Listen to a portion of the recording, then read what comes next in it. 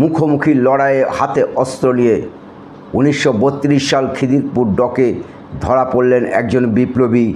ব্রিটিশদের কথায় সে সন্ত্রাসবাদী টেররিস্ট। তাকে আলিপুর জেলে পাঠানো হলো। সেখান থেকে পাঠিয়ে দেওয়া হলো তাকে কালাপানি অর্থাৎ আন্দামান সেলুলার জেল। নিষ্ঠুরতম একটা জেলের অন্যতম হচ্ছে আন্দামান সেলুলার জেল। আর সেখানেই 1933 সালের 17ই মে পূর্ণ স্বরাজের দাবিতে তিনি আমরণ অনশন শুরু করলেন।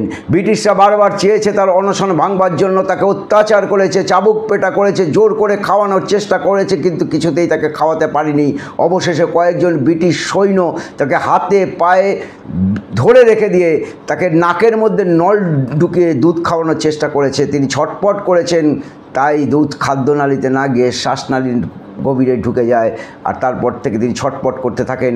হাসপাতালে নিয়ে যাওয়ার পরও তিনি ওষুধ খেতে রাজি হননি, তিনি কোনো খাবার খেতে রাজি হননি।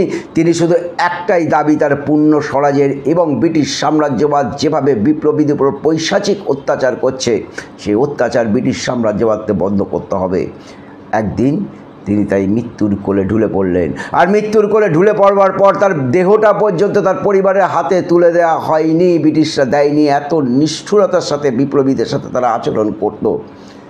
তাকে অর্ধদগ্ধ করেছিল, অর্ধেক তাকে পোড়ানো হয়েছিল। সেই অবস্থায় তাকে বঙ্গোপসাগরে জলে ছুঁড়ে ফেলে দেওয়া হয়েছিল। আজকের প্রজন্ম এই আত্মত্যাগের কতটা মূল্যায়ন করে, এই দামাল ছেলেদের যে সর্বস্ব ত্যাগ, সেই সর্বস্ব ত্যাগের কতটা মূল্যায়ন আমরা করি। তাই এই ভিডিও করবার উদ্দেশ্য একটাই, যে এই বিপ্লবীদের মানুষ নতুন করে জানুক, তাদের ভাবনা চিন্তা আদর্শের কথা ভাবুক, যে রাজনৈতিক স্বার্থের জন্য কেবলমাত্র হানাহানি মারামারি, সেই জায়গা থেকে আমরা যাতে বেরিয়ে আসতে পারি। এই মহান বিপ্লবী যুগান্তরের একজন সদস্য ছিলেন বিপ্লবী মোহন মৈত্র। তার আবক্ষ মূর্তি আন্দামান সেলুলার জেলের বাইরে রয়েছে। আমরণ অনশন করে তিনি শহীদ হয়েছিলেন দেশমাতৃকার শৃঙ্খল মোচনের জন্য। আসুন এই শহীদের উদ্দেশ্যে আমরা সশ্রদ্ধ প্রণাম জানাই।